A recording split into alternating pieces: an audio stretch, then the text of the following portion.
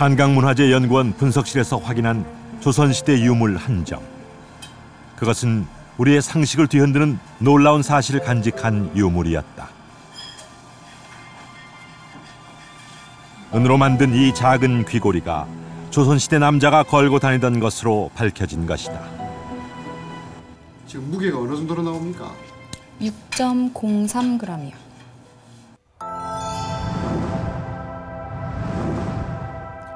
조선시대 남자의 귀고리 착용 풍속은 상상조차 못한 일이지만 실록에도 등장하는 분명한 사실이었다.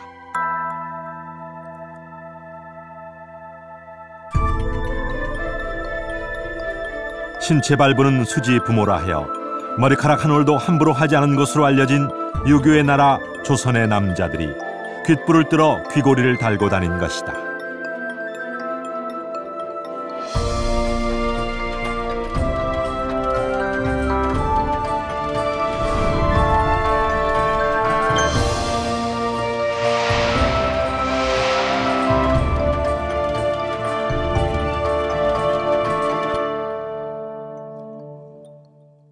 도포자락 휘날리며 다녔던 조선 선비가 머리엔 관을 쓰고 귀에는 귀고리를 하는 모습 상상이 되십니까? 머리카락 한 올도 훼손하면 안 되는 줄 알았던 유교의 나라 조선에서 남자가 무슨 귀고리냐고 반문하실 수도 있겠습니다만 실제로 선조실록 1572년 9월 28일자 기록엔 이런 내용이 나옵니다. 젊은 남자들이 귀를 뚫고 귀고리를 하는 풍조를 없애도록 한다. 명을 따르지 않는 자는 헌부에서 엄히 벌을 내리도록 할 것이다. 이렇게 임금이 직접 나서서 금지령을 내렸다는 것은 이때까지 남자들의 귀고리 착용이 일반화되어 있었다는 것을 의미합니다. 자, 과연 남자들의 귀고리 착용은 언제부터 시작이 된 걸까요? 역사에서 사라져버린 남자들의 귀고리 문화 속에는 놀라운 비밀이 숨겨져 있는데요. 자, 먼저 피어싱을 한 조선시대 남자부터 만나보겠습니다. 서울 은평 뉴타운 공사 현장. 붉은 흙이 드러난 산자락을 따라 곳곳에 네모난 구멍이 나 있습니다. 조선시대 남자 귀고리의 실체가 드러난 것은 은평 뉴타운 개발 지역이었다. 본격적인 개발에 앞서 진행된 발굴 조사에서 확인된 심상치 않은 유물과 유적, 뜻밖에도 조선시대 무덤 유적이었다. 그중 예사롭지 않은 희귀 유물이 쏟아져 나온 곳이 바로 이곳 산비탈 지역이다. 다른 지점보다는 이쪽에서 나오는 유물들은 좀 고급스러운 유물들이 많이 나오고요. 은제 귀걸이가 나왔던 거는 12호 무덤에서 나왔습니다. 은으로 만든 귀걸이는 여기서 발굴됐다.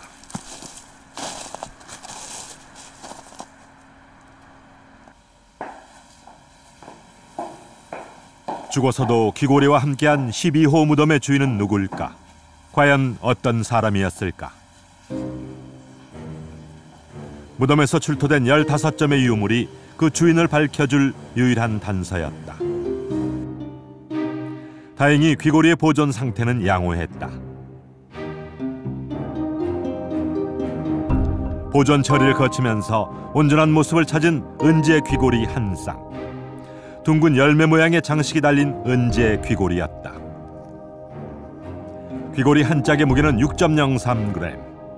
은으로 만든 장신구치고는 상당히 가벼웠다. 이 정도면 귀고리의 무게를 줄이기 위해 열매 장식의 속을 채우지 않았을 가능성이 크다.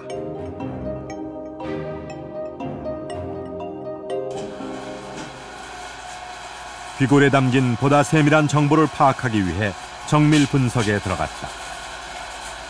X선 촬영을 하면 표면상으로 보이지 않는 세세한 정보까지 확인이 가능하다.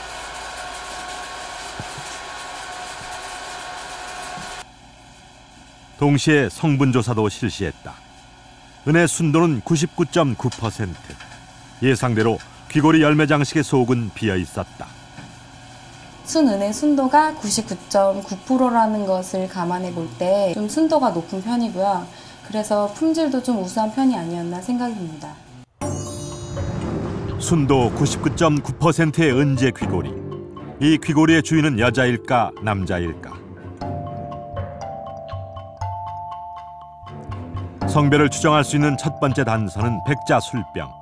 술을 좋아한 남자일 가능성이 컸다.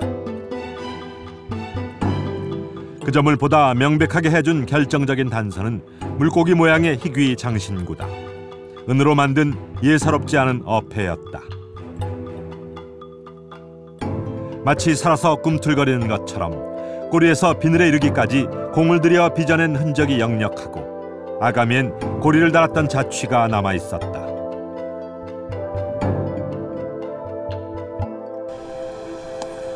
은제 어패는 어떤 사람이 사용한 장신구일까? 수소문 끝에 찾아간 공주대학교 박물관. 고령 김씨 선영에서 출토된 15세기 유물을 기증받아 전시해 놓은 곳이다. 여기에 같은 형식의 은제 어패가 들어있었다.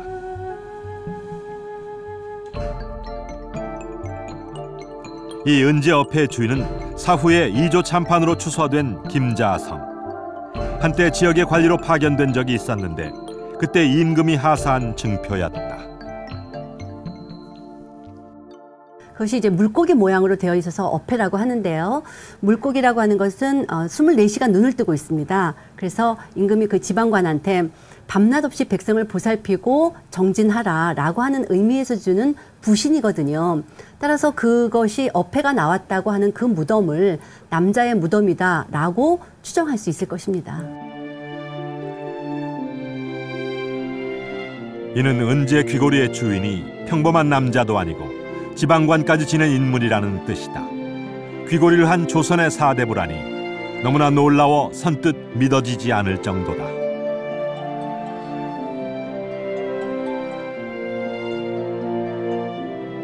하지만 그것은 엄연한 사실이었다.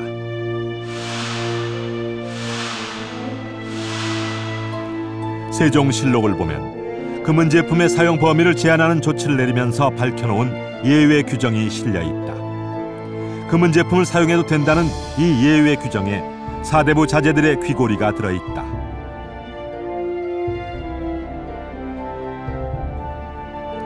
지체 높은 사대부가의 자제라면 누구나 금 귀고리나 은 귀고리를 하고 다니는 필수 장신구였던 것이다. 그래서 국가적으로 금은 사용을 억제하면서도 예외 품목으로 지정한 것이었다.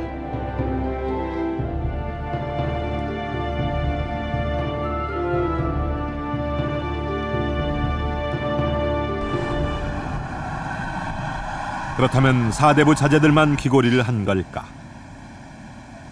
일본 교토에 자리한 도요쿠니 신사, 도요토미 히데요시를 신으로 모시는 곳이다.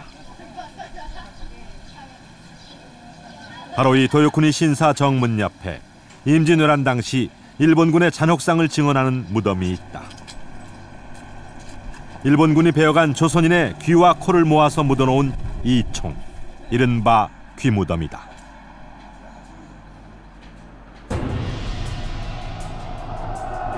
참혹한 전쟁의 와중에 전공을 부풀리는 일이 다반사로 일어났다.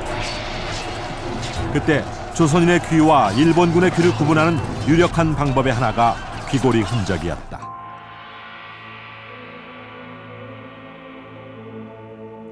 귀고리를 달기 위해 귓불을 뚫은 구멍이 조선인의 증거였다.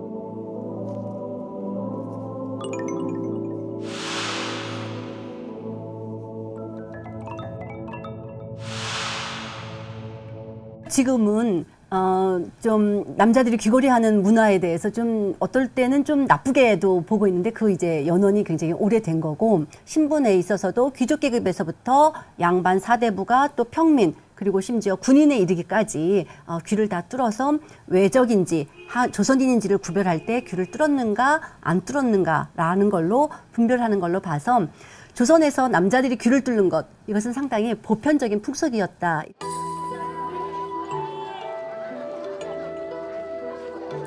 조선시대 남자들의 귀고리 착용은 눈에 띄는 별난 행위가 아니었다. 신분 고하를 막론하고 누구나 하는 보편적인 문화였다.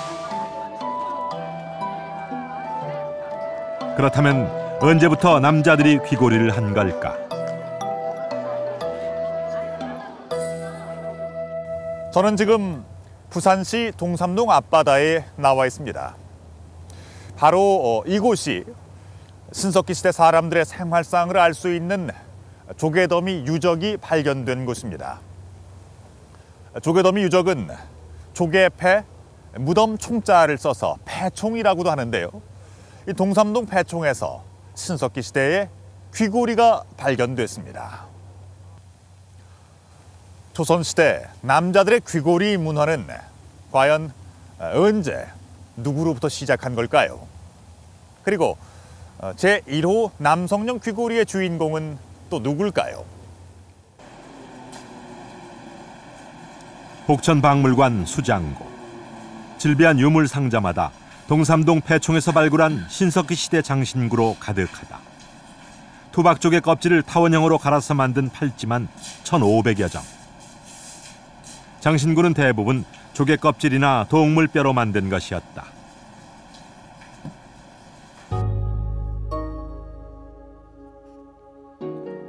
그 중에 희귀 유물이 한 점 있었다. 옥으로 만든 장신구의 일부였다.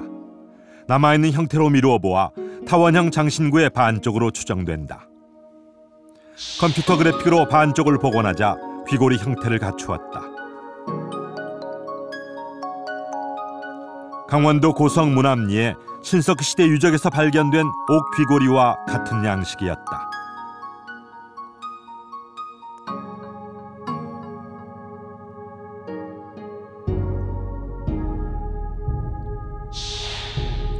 옥 귀고리를 착용한 신석기인. 그가 남자인지 여자인지 알 수는 없지만 아득히 먼 신석기 시대 사람들도 이처럼 귀고리를 한 것만은 분명하다. 결상의식은 신석기 시대 모든 사람이 착용한 것은 아니고 사회적으로나 집단 내에서 특별한 역할과 신분을 갖는 사람만이 사용한 것으로 추정되고 있습니다. 현재 고고학적인 연구 성과에 의한다면 결상의식은 우리나라 최초의 귀고리라고 할 수가 있습니다. 그렇다면 귀고리 착용자의 성별 확인이 가능한 시기는 언제일까?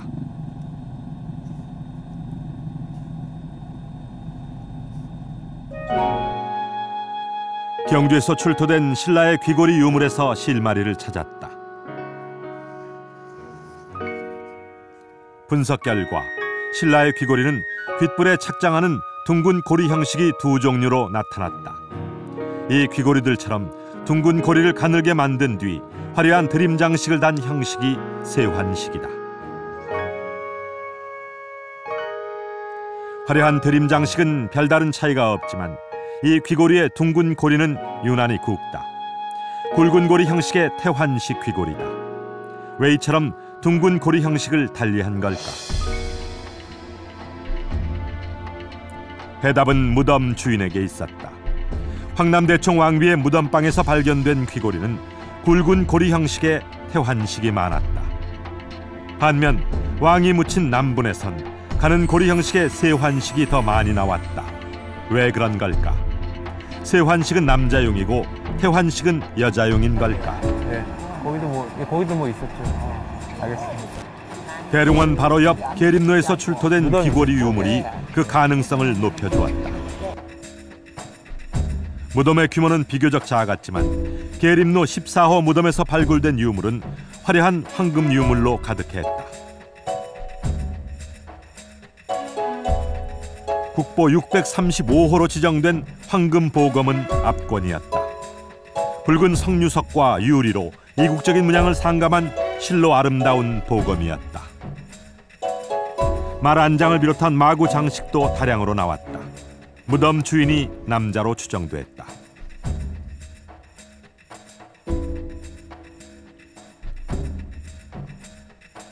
출토된 인골과 유물의 위치로 분석한 결과 묻힌 이는 2명의 남자로 밝혀졌다.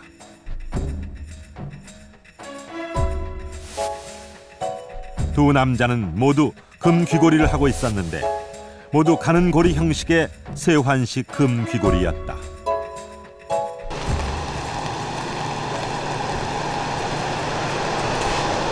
천마총은 발굴 당시 모습을 그대로 재현해 놓아 직접 확인이 가능하다. 신라 왕의 시신이 안치된 위치에는 오랜 세월의 풍파를 이겨낸 갖가지 황금 장신구가 놓여 있었다. 머리맡에는 아름다운 금관이 발견됐고 신라 왕의 허리 위치에선 화려한 금제 허리띠와 환두대도가 나왔다.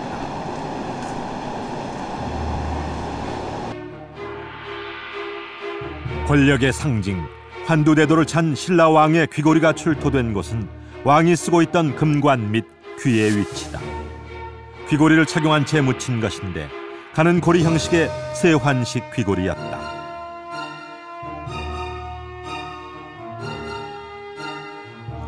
신라의 귀고리 형식은 이처럼 남자용과 여자용이 달랐던 것이다.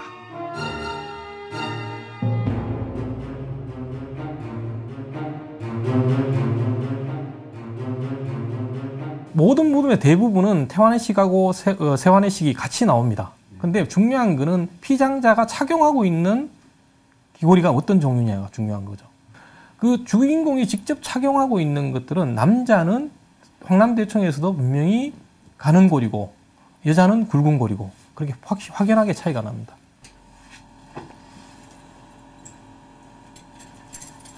여기서 생기는 의문 하나. 얼핏 봐도 여자용인 태환식 귀고리가 훨씬 더 무거워 보인다. 그런데 무게 측정 결과는 놀라웠다. 남자용인 세환식 귀고리의 무게와 별반 차이가 나지 않았다. 어찌 된 걸까?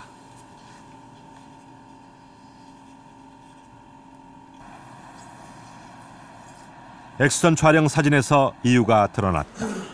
태환식의 굵은 고리 내부가 텅 비어 있다. 무게를 줄이기 위해 속을 비운 것이다. 태환의식의 중심고리 부분이 내부가 이 부분이 되겠는데 이 부분이 검게 보입니다. 이 부분이 내부가 비었다는 걸 알 수 있는 부분이고요. 중간에 지나가는 부분은 내부의 고리 부분이 지나가는 부분이고 구멍이 있는 부분입니다. 그래서 이 부분이 비어 있는 것을 확인할 수가 있습니다. 신라의 여성들은 태환식 귀고리로 화려함을 더했고 남자들은 날카롭고 강렬한 이미지를 내는 가는 고리 형식의 세환식 귀고리를 한 것이었다.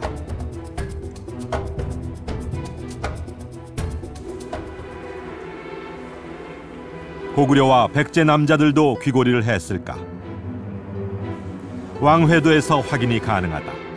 왕회도는 당나라를 방문한 강나라 사절단의 모습을 그려놓은 것인데 대부분 귀고리를 하고 있다. 신라 사신의 모습도 인상적이다. 외교 사절로 당나라를 방문한 사신의 귀에도 귀고리가 걸려 있다.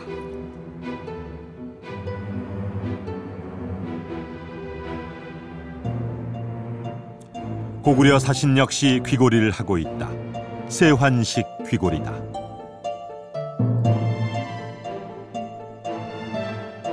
백제 사신도 마찬가지.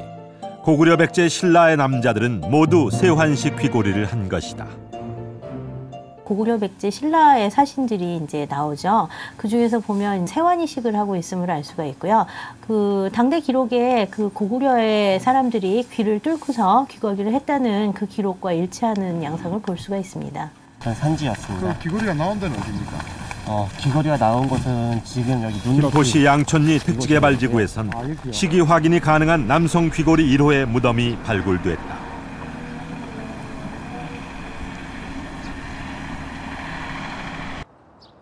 그래서 여기서는 이렇게 원상국 시대 분묘가 확인되었는데 평면 형태는 방형으로 중앙에 매장 주체부가 있습니다.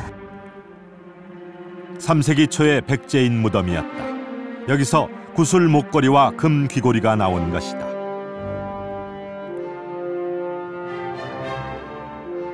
백제인의 귀고리는 아름다웠다. 얇은 금박을 나선형으로 올린 세환식 귀고리다. 귀고리와 함께 출토된 유물로 보아 이 귀고리의 주인은 남자로 추정됐다.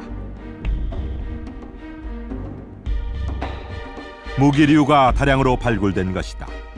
더구나 권력을 상징하는 큰 칼이 세 자루나 나와 지배계층의 남성일 가능성이 컸다.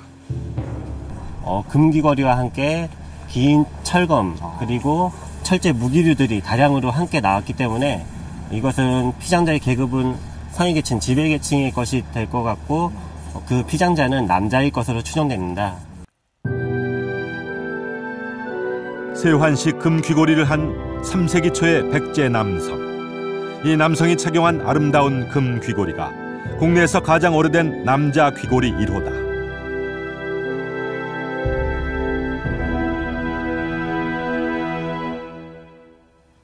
이것은 김포에서 출토된 백제인의 금제 귀고리고요.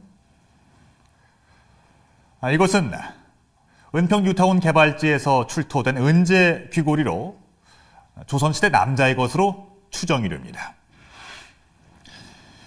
모양도 다르고 형식도 다릅니다만 이 두 귀고리는 모두 남자의 것이라는 공통점이 있습니다. 남자들의 귀고리 문화는 하루아침에 생겨난 것이 아닙니다. 1500여 년의 세월을 거슬러 올라가는 아득한 옛날부터 전해 내려온 전통이었던 것이죠. 자, 그렇다면 남자들이 귀고리를 했던 이유는 뭘까요? 또 귀는 어떻게 뚫었을까요? 특수 현미경 카메라를 동원했다. 귀고리에 숨겨진 시대의 표정과 의미를 찾기 위해서다. 분석 대상은 부부총에서 출토된 금제 태환 귀고리. 귀고리의 둥근 고리를 확대해서 촬영했다. 20배로 확대 촬영하자 수많은 금구슬을 붙여서 만든 일정한 문양이 드러났다. 금판으로 만든 귀고리의 둥근 고리에 금구슬을 정교하게 붙여서 문양을 만든 것이다.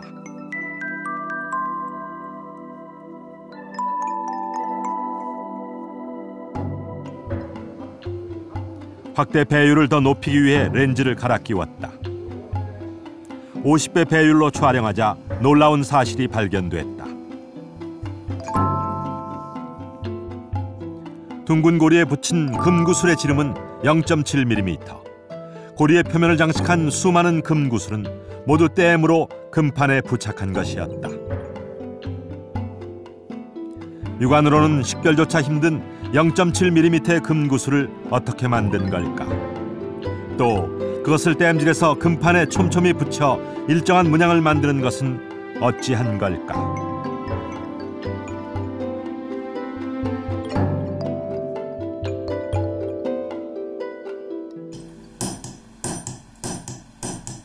고대 금속 공예품을 재현하는 국내 최고의 복원 전문가를 찾았다. 금구슬을 만들기 위해선 먼저 가느다란 금실부터 만들어야 한다.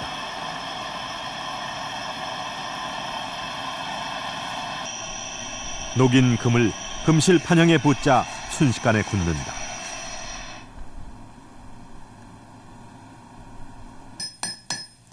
굳은 금실 재료로 원하는 굵기를 얻으려면 두드리고 뽑는 과정을 거쳐야 한다. 금실의 굵기는 이 과정에서 결정된다. 가는 구멍으로 금실을 반복해서 통과시키면서 원하는 굵기의 금실을 만드는 것이다.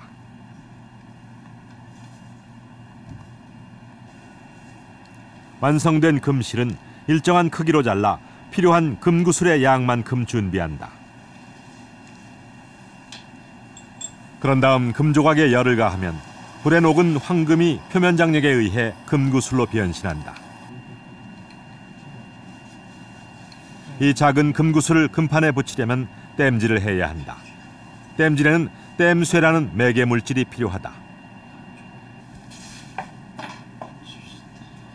땜쇠는 구리를 섞은 합금으로 만든 뒤 일정한 크기의 조각으로 자른다. 금구슬 사이에 작은 땜쇠 조각을 올려놓고 열을 가할 차례다.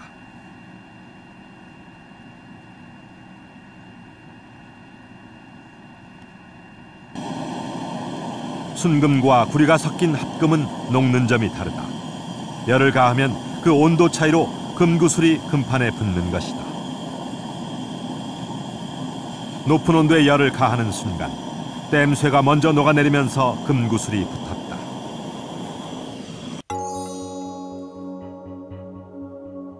(0.7mm의) 금구슬을 땜질한 놀라운 세공술.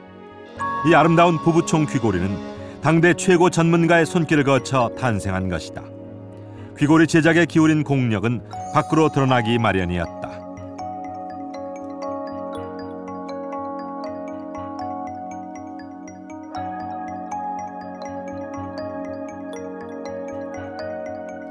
신라의 금관이 김씨 왕족의 권위를 나타내는 정치적 상징물로 제작된 것처럼 귀고리 역시 착용자의 신분과 권위를 드러내는 위세품이었던 것으로 추정된다.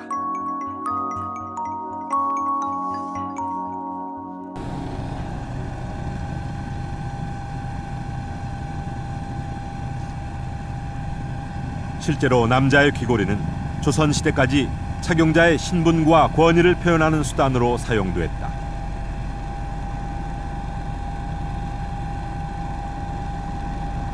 아무래도 뭐 사대부들이 이제 그 중종실록에 양평군 사칭 사건이 이 점을 입증한다. 양평군은 연산군의 후궁 소생인데 누군가 이미 죽은 왕자를 사칭하고 다니는 사건이 일어난 것이다.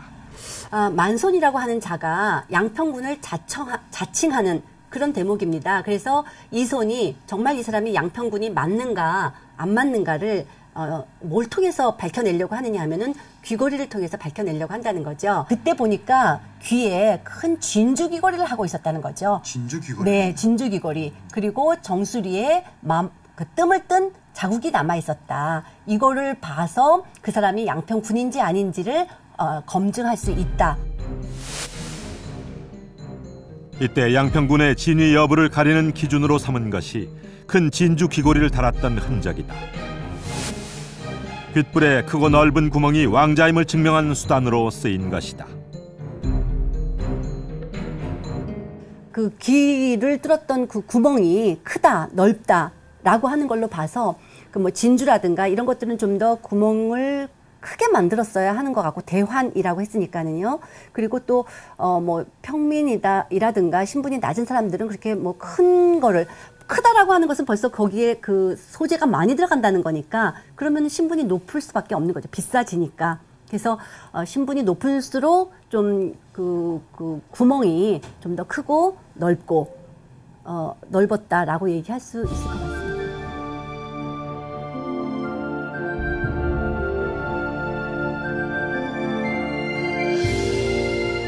귀하신 몸일수록 큰 귀고리를 달았다면 귓불의 구멍은 어떻게 뚫었을까?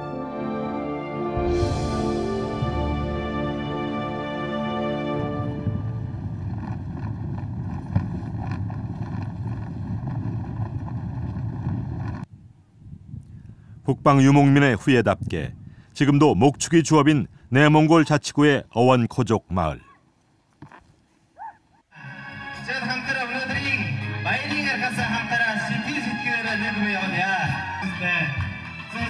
때마침 결혼식 피로연이 한창이었다. 잔치 분위기가 무르익은 피로연장을 가득 메운 하객은 어원코족 주민들이었다. 피로연장에서 만난 어원코족 여성들은 누구나 귀고리를 하고 있었다. 어릴 적에 귓불을 뚫어 귀고리를 하는 풍속은 이들의 조상대대로 내려온 전통이었다. 지금은 여성들만 그 전통을 이어받았지만 원래는 남녀노소 모두 귀고리를 달았다.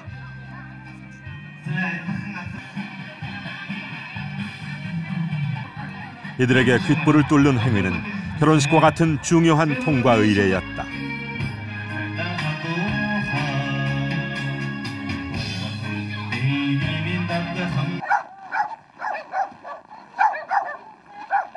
마을에는 아직도 옛 방식대로 귓불을 뚫어주는 할머니가 있었다.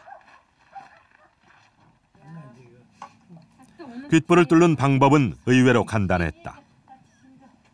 현미처럼 보이는 곡식알갱이 몇 알이 귓불을 뚫을 때 꼭 필요한 중요한 도구였다. 곡식알갱이로 귓불 주변을 문질러 구멍 뚫을 부분을 얇게 만드는 것이다. 다음 비치요.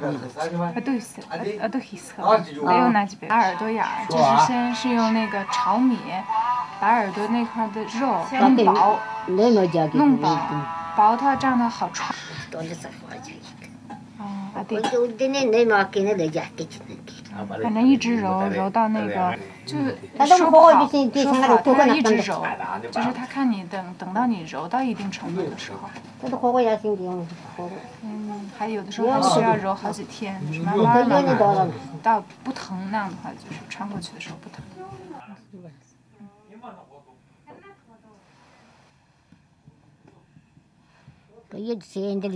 귓불이 충분히 얇아지면 개털을 바늘에 끼워서 귀를 뚫는다.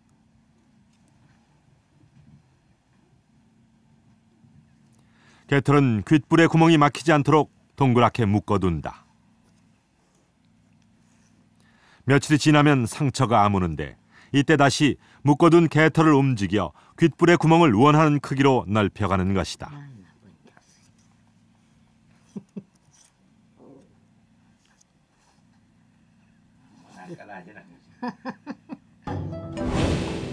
바늘과 개털, 곡식 메달로 다양한 크기의 귓불을 뚫을 수 있다는 사실이 놀라웠다.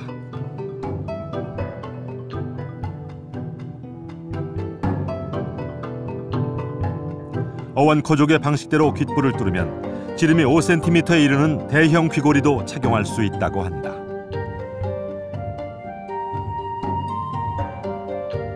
실제로 상어뿔로 만든 귀고리를 달 수도 있고 귀고리의 형태에 맞춰 원하는 크기로 귓볼 구멍을 넓혀갈 수 있다. 크고 넓은 귓볼 구멍을 뚫어야 하는 삽입형 귀고리의 경우도 마찬가지다.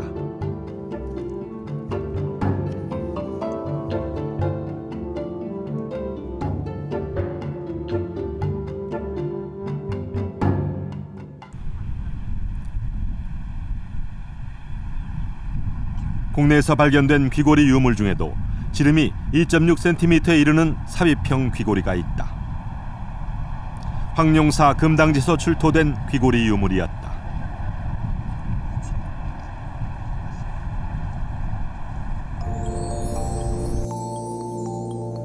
이것이 황룡사지 출토 삽입형 은재 귀고리다. 모양이 특이하게도 작은 실패처럼 생긴 데다 지름이 2.6cm에 달하는 것이라 발굴 초기에는 모두들 용도를 알지 못했다.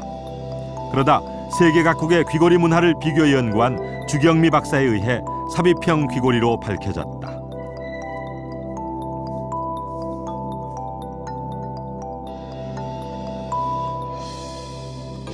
삽입형 귀고리의 특징은 귓불의 구멍에 귀고리를 끼울 수 있도록 실패처럼 허리를 잘룩하게 만든 것이다.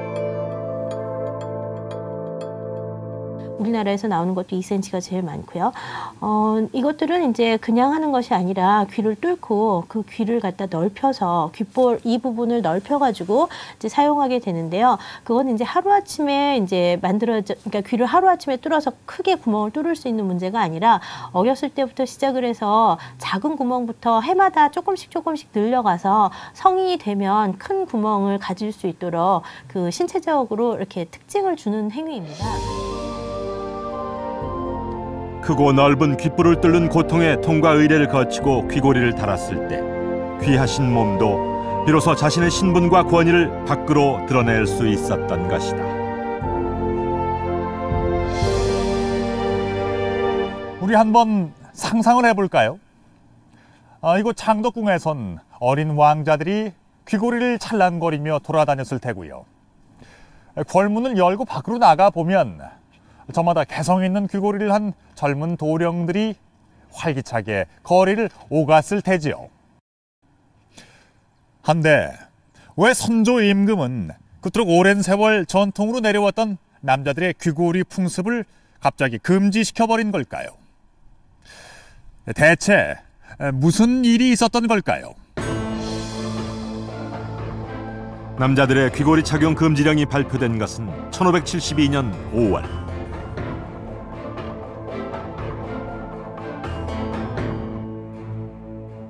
명나라 사신이 다녀간 직후였다. 명나라 사신이 조선의 남자들이 귀걸이를 한 것을 보고 오랑캐 풍속이라고 비난했다. 그러자 당황한 선조 임금이 신체 발부는 수지부모라는 유교 논리를 내세워 남자들의 귀걸이 착용 금지령을 내린 것이었다.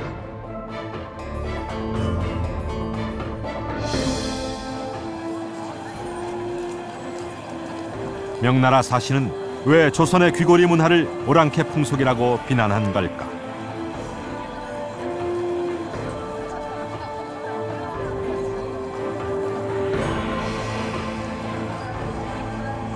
한양거리를 오가는 조선의 남자라면 누구나 하고 다니던 귀걸이 문화였다. 그런데 왜 이 시기에 문제로 떠오른 걸까?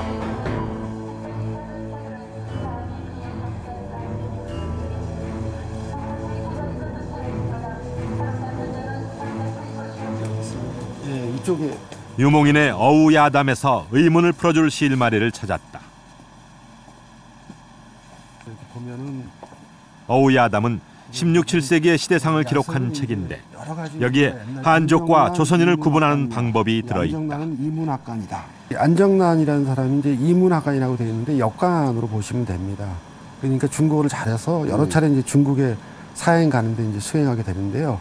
이 사람이 이제 어느 날 밤에 여러 가지 이제 중국 사람들이 입는 복장을 꾸며가지고 중국 사람들과 함께 일종의 이제 창가에 오늘날 말하면 기생집이 되겠죠. 그런 데를 놀러 간 겁니다.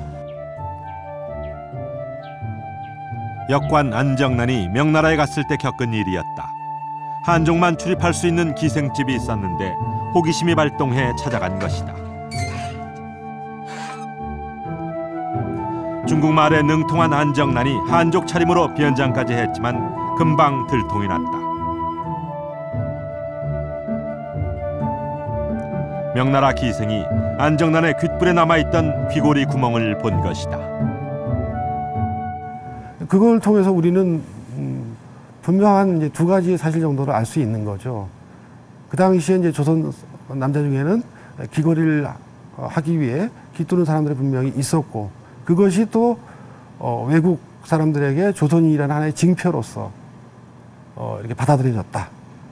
그리고 당연히 이제 그게 받아들여진다는 것은 중국 한족들은 귀를 뚫지 않았다 하는 것도 분명히 알 수가 있는 거죠, 당연히. 한족 남자들은 귀걸이를 하지 않았다. 그래서 귀걸이가 한족과 조선인, 한족과 이민족을 구분하는 기준이 되었던 것이다.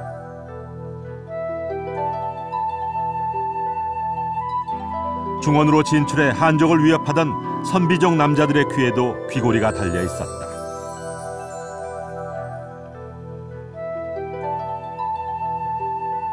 귀걸이를 착용한 선비족은 고대로부터 한족을 위협하던 북방 유목민이다.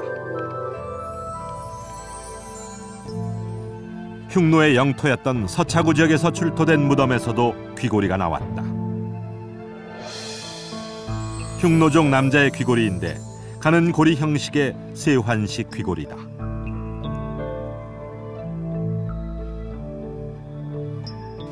就是我们从西夏沟这个墓地、这个墓葬发现的情况来看呢，是这个情况。这应该说是一个北方民族固有的一个传统吧。 선비족의 이 귀걸이도 가는 고리 형식의 세환식. 신라의 남자용 귀걸이와 닮은 꼴이다. 귀걸이의 드림 장식까지 같은 모양이다.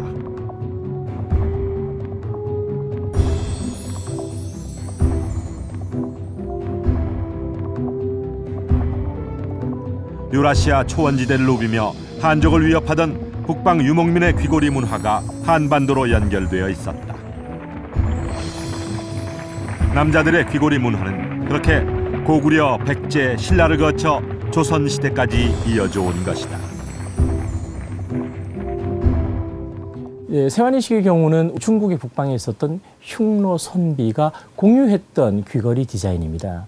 그래서 되게 연대적으로 본다면 흉노가 가장 빠르고 그 다음에 선비, 고구려, 신라 이런 순으로 되는데요. 그래서 되게 현재 한반도와 만주 이론에 있었던 우리 삼국시대 귀걸이 문화는 흉노, 선비 등 중국의 북방 지역의 그러한 문화, 유목민족의 금공품 문화와 연결될 것으로 생각됩니다.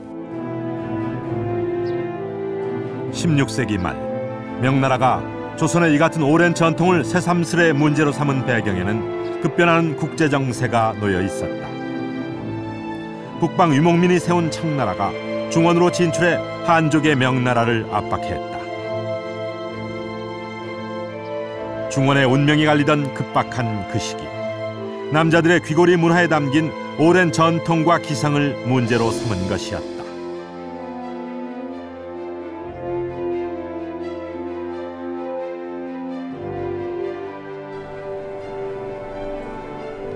그 결과 명나라가 멸망할 무렵 남자들의 귀에서 귀걸이는 사라지고 창덕궁 후원에는 대보단이 들어섰다.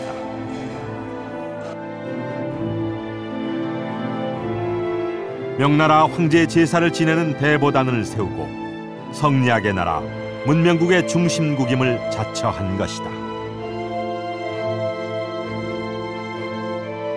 그렇기 때문에 유교의 발달과 더불어서 몸에 구멍을 뚫는 것을 금지하게 됩니다. 그래서 그 오랑캐적 풍습이라고 해서 그 몸에 그러니까 귀에 구멍을 뚫는 풍습들을 없애버리는 거죠. 그래서 이제 귀걸이 착용을 이제 금지하기 시작을 합니다. 남자들의 귀에서 귀걸이가 사라지면서 고구려 신라에서 조선으로 이어져 온 그 전통과 기상도 함께 사라졌다. 이 작은 조선시대 남자용 귀걸이 속에 1500여 년에 걸쳐서 내려온 전통과 기상이 담겨 있었다고 하니 참 놀랍습니다.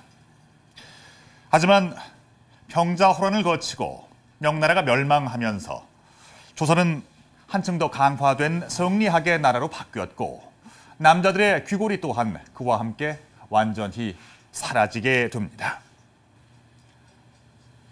신라에서 조선으로 이어진 전통, 남자들의 귀걸이 속에 담긴 북방 유목민의 자취는 그렇게 역사에서 사라지게 된 것입니다.